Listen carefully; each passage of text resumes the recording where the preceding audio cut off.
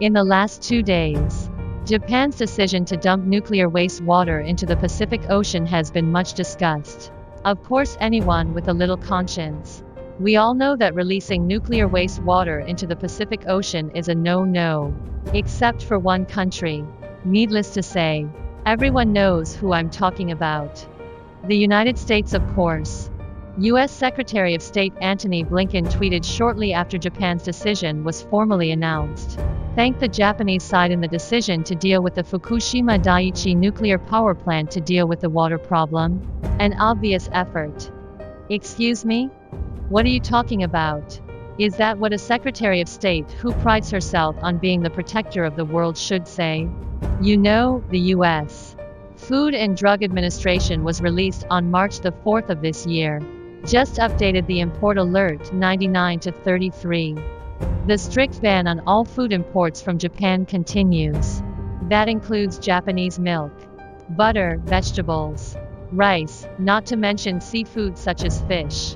The reasons for banning the import of these foods could not be clearer. Because of radiation contamination.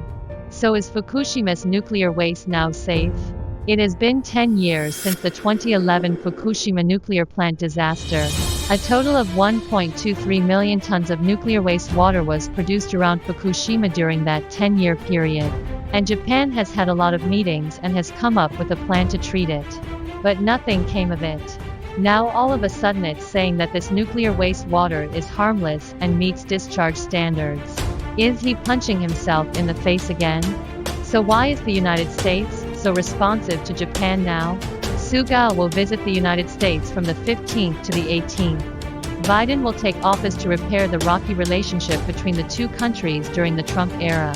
After all, it is for political purposes.